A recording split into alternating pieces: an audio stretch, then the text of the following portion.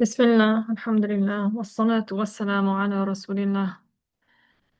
Let us have the sincere intentions to do this deed lillahi ta'ala. So today we'll continue with the contracts, with the dealings of what is prohibited selling and buying.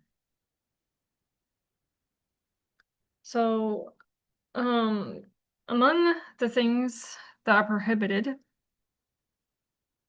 the types of selling is to sell something which is not seen, whether by the seller or the buyer or both of them.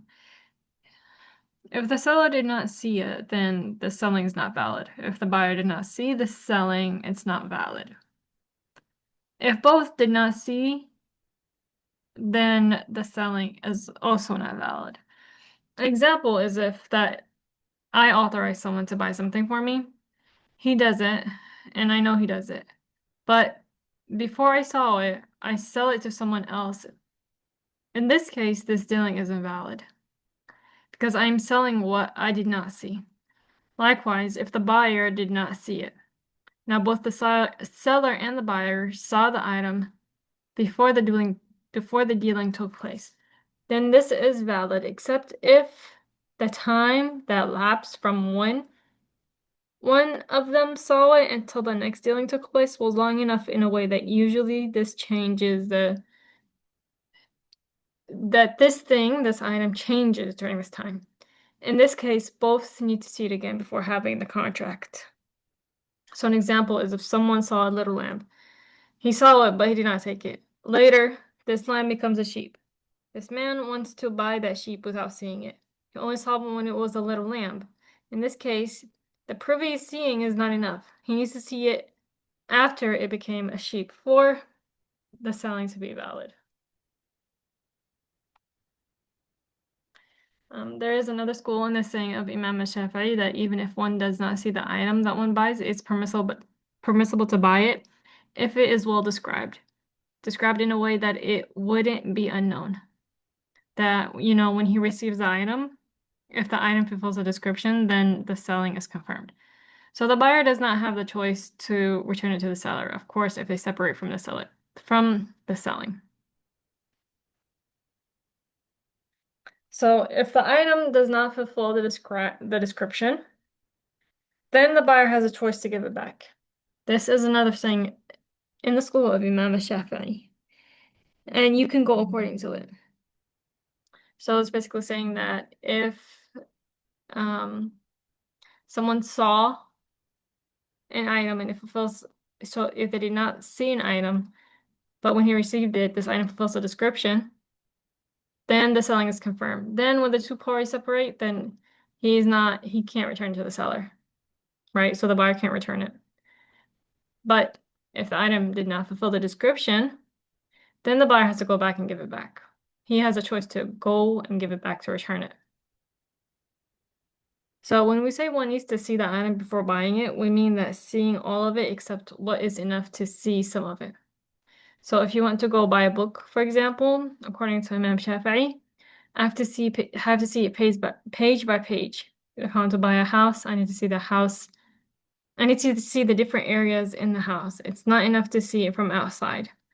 Now, if I want to buy a pile of wheat or a bag of wheat, it's enough to see the upper part of it because the upper part tells you about what is underneath it.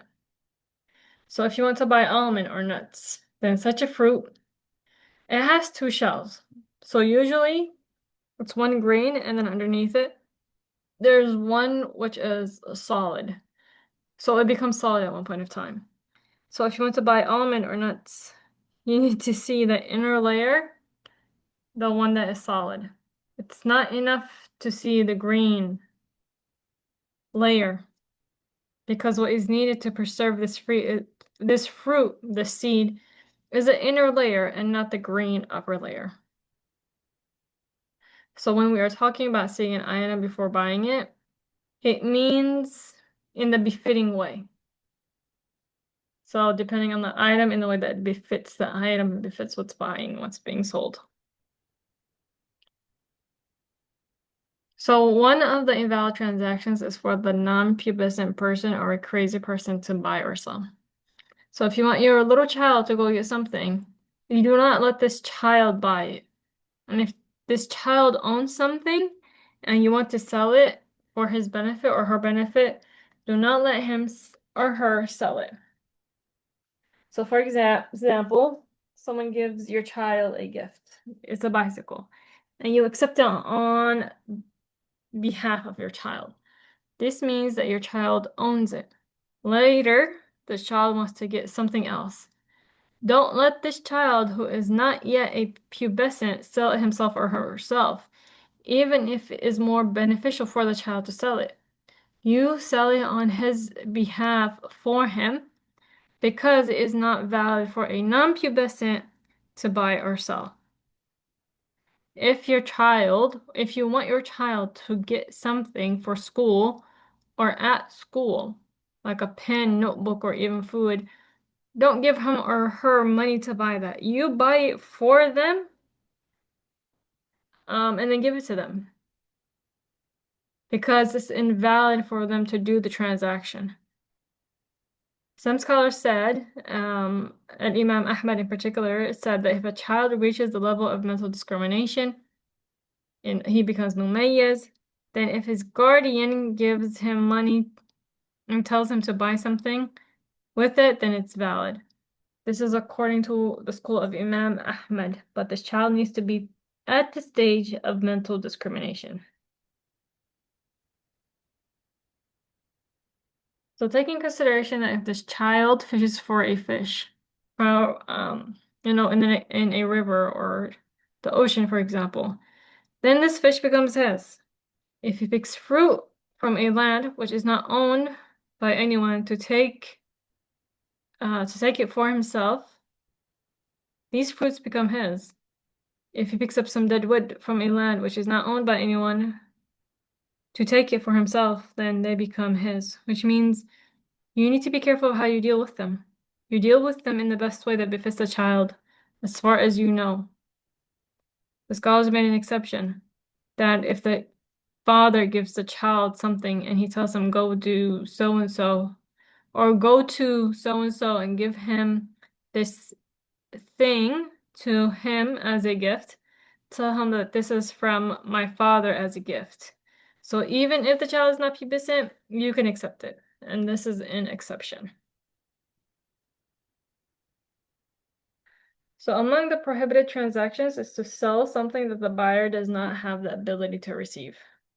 So we talked about this. An example for that is if someone takes your house from you unrightfully, so your house is no longer under your control, then you sell to someone else while you're unable to deliver the house to him. And the buyer is unable to take this house without a big expense on his behalf. In this case, the contract of selling the house is invalid. Likewise, if someone rents something that he owns, he needs to be able to deliver the benefit of what he rents to the one who rented that thing. If you cannot deliver it to him and he cannot get it for one reason or another, then this contract is invalid. So as we mentioned before, among the prohibited contracts is to sell something that is not beneficial, whether it is not beneficial physically or because a religious judgment. Like we said, it is not valid to sell burnt bread. Usually bread is sold to be eaten. If it is burnt, can you get benefit from it? No, therefore it's not a valid transaction.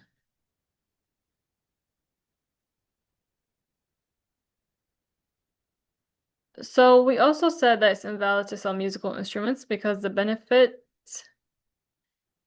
is usually is not regarded religiously. Also, the picture of something that has a soul, a human being or other than a human being that has a soul, a complete picture that if it were to come alive, it would be considered alive, like a picture of a horse with 3 legs, it's prohibited to sell it. Just as it is prohibited to keep it, it's prohibited to sell it. Imam Malik said that it is permissible to sell a doll of a little girl for a little girl to play with. Just that. A doll in the shape of a little girl for a little girl to play with it. Shafi'i said he can keep it for his daughter but cannot buy it. Here it did not say the little boy So take into consideration. So only if it has a shape of a little girl and for a little girl to play with it. So even if you have a little girl and a little boy, don't let the little boy play with the doll. Likewise, it's not permissible to sell 1 grain or 2 grain of wheat only. It's haram to take this grain from someone else without his permission, even if 1 grain. But it's not permissible to buy it because it does not have a value. What can somebody do with 1 grain? Likewise, it is not valid to buy a mouse, a cockroach, a scorpio, a rat, a beetle, a lion, a wolf. It is not, um,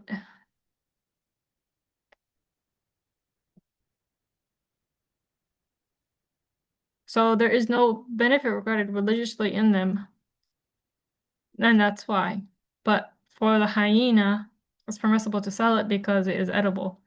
The leopard, it's permissible to sell it because you can train it to hunt like dogs. Also, the elephant, because it's beneficial in the battlefield. Likewise, it is not valid to sell what cannot be owned by someone, like a free person. If this person is not a slave, it is not permissible to sell him. It is not valid, like the land which is not owned by anyone before one revives it. So it means if I come to a land which is not owned by anyone, I can, okay. So if I come to a land which is not owned by anyone, and I say, I will take this land from here to here, okay, so I will take this land from here to here, like this is mine. I'm claiming this land from, this distance to this distance. Who will buy it from me? This is not valid. So however, if I revive it, if I plant it, prepare it to be built on, or I built on it, or if I make it a place to keep animals in it, then it becomes mine, and then I can sell it. But before that, it cannot be owned by me just by saying, I take it from here to here.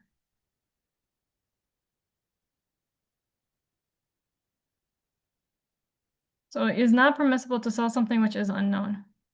Both the sold item and the price need to be known. Because if any one of them is unknown, then this includes a risk. And this is why it is prohibited. So one of the two sides knows what he gets and the other one does not know. Like if a person tells you, I sell you one piece among these 2 pieces of land without specifying which one, or I now sell you one of these 2 glasses, or I sell you enough wheat to fill this room, and actually it is not known what the amount that fills this house or this room. So in this case, the selling is invalid. It is also invalid to sell something that is filthy, like blood or feces of animals. A simple rule applies to the item which is originally tahir, which is pure, but then it becomes contaminated by a najas in a way that it cannot become pure again.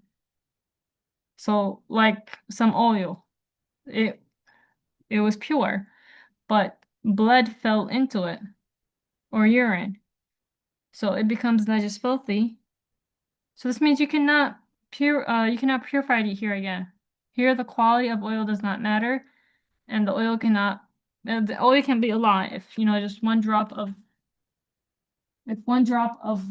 oil falls into it, it becomes impure, which means that you cannot sell it.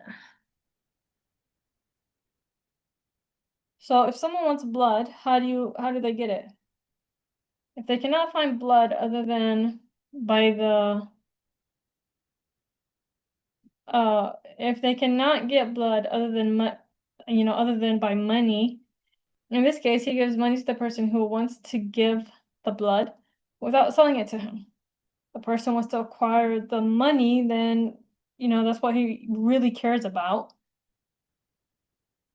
So you tell him, this is not selling and this is not buying. You give me the blood and I'll give you the money as a gift. So as for donating an organ from a live Muslim to another Muslim who is alive, is this permissible or not? So there's a difference in opinion among the scholars about it. Some scholars said it is not permissible, period. Some other scholars said if donating this organ is needed for the other Muslim. So if this is not done, the other Muslim will die, like usually in the usual way. And there is no other way to treat him, and the other person who donates this organ is not harmed other than the pain, neither now or in the future, then this is permissible. So here it takes a lot of consideration, a lot of caution. So some ignorant people, about the religion rules, they say that it is that this issue is permissible without taking into consideration the proper conditions. So one should not listen to those people. Their saying is like nothing. So as from a dead Muslim, it is not permissible, period. And anyone who says that you can do that, you can take from a dead Muslim's organ and give it to another person, is perverting the rules of the religion. This is not selling or buying. This is donating. So if you need surgery,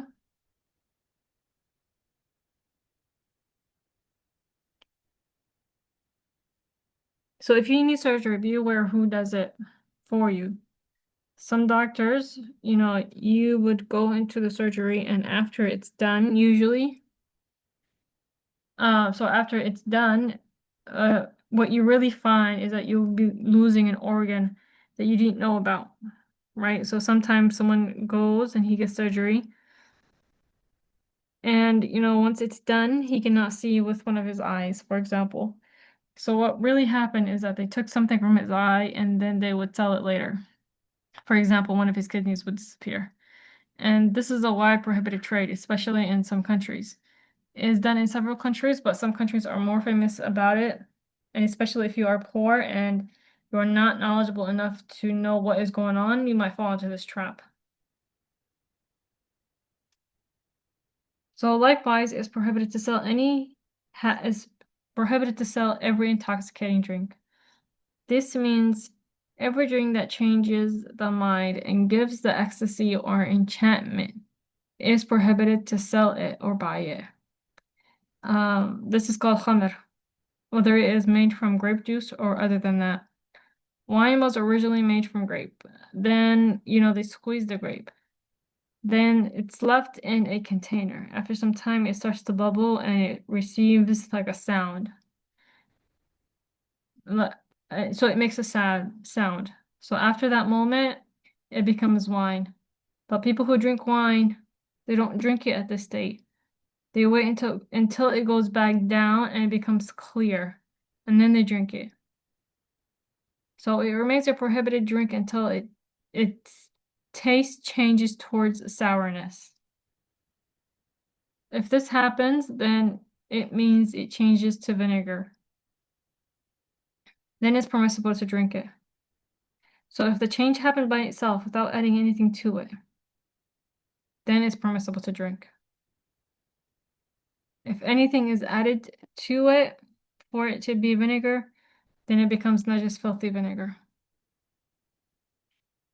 For example, while it was wine, water is added to it, or a piece of bread was put in it, or an onion was put in it, so it becomes vinegar faster. So in this case, the resulting vinegar is najis filthy because this thing that you added to the khamr becomes najis filthy. And when the khamr changes into vinegar, this thing contaminates it.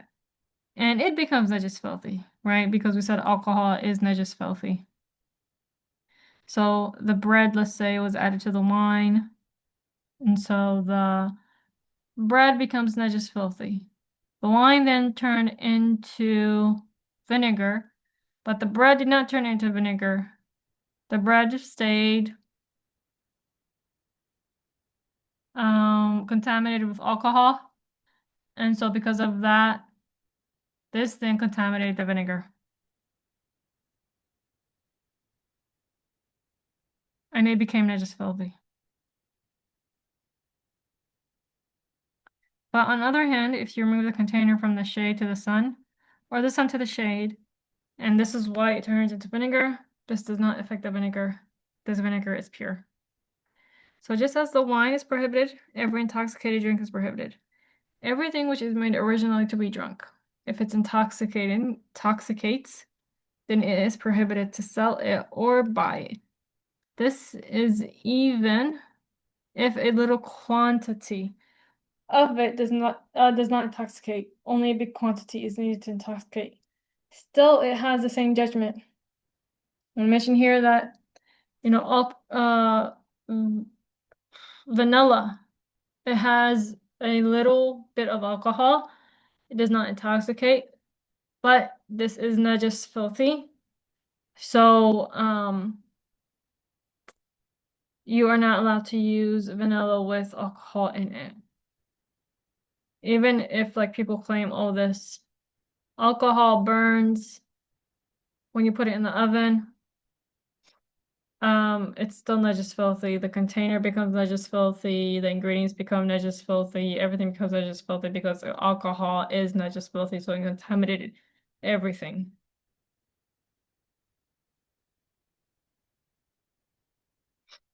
So it is not just filthy and it is still prohibited to sell it or buy it. Even if it is bought to use as something else other than drinking, it's haram to buy and sell it, like ethyl alcohol that they sell. So here's some questions and statements.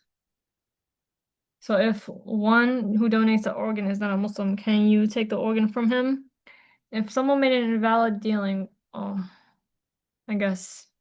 Okay, so if the one who donates the organ is not Muslim, this is a statement, you can take the organ from him. If someone made an invalid dealing with another person, and he does not remember who made this deal to fix the deal with him, what does he do? So he makes the intention that whatever he remembers who this person is, he will go back to him and fix the deal.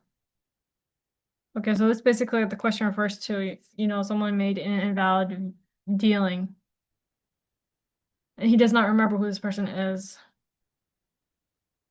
What does he do? Because he has to kind of fix this dealing. The teacher said he makes the intention that whenever he remembers who this person is, he will go back to him and fix the deal.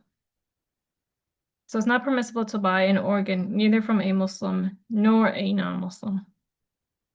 When you buy vinegar, you don't know sometimes, or you might doubt, did they add something to it or did they not? Originally, to make this vinegar, you don't need to add anything. So because you doubt and originally you don't need to add something to it, you can buy it even while you are doubting. But if you know that they add things to it, then you do not buy this vinegar. And if you want to make your own vinegar, you can, which is not difficult. The guardian, whether the guardian animal may use or not, when dealing with the belongings of a child, the little child who is not pubescent yet needs to do it in a way that is the most beneficial for the child. And this is how. If one is buying from him his blood, he needs to make it clear for him that I am not buying, that I donate the blood and I donate this amount to you.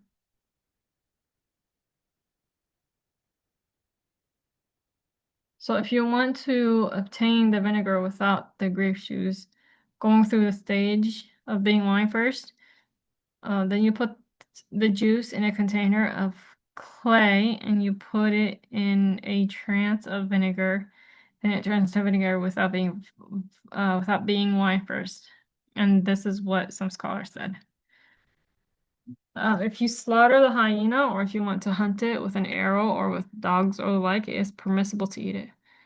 It is just like a deer. This is what Shafi'i said. Now, in the school of Imam Abu Hanifa, eating the hyena is not permissible. So, yeah, there's a difference in opinion about it, but Shafi'i considers the hadith pertaining to that a confirmed hadith. If a child catches some fish and you want to eat it from them, you need to buy them from the guardian of the child, if the guardian thinks that this is what is more beneficial for the child. When we say guardian of the financial Guardian. The mother cannot be the financial guardian. We are referring to the father.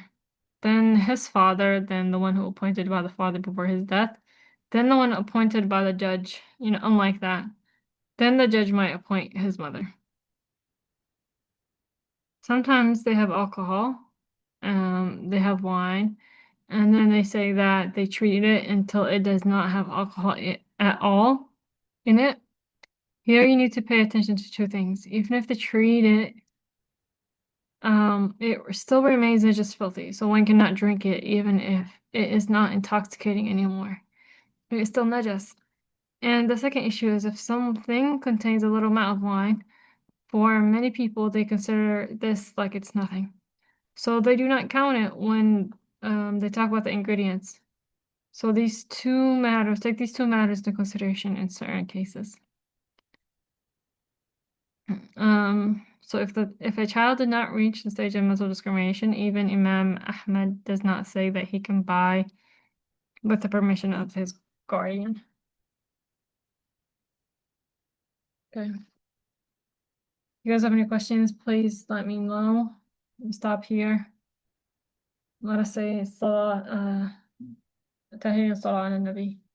لا إله إلا الله لا إله إلا الله لا إله إلا الله. اللهم صل على سيدنا محمد وعلى آله وصحبه وسلم. بارك الله فيكم. السلام عليكم.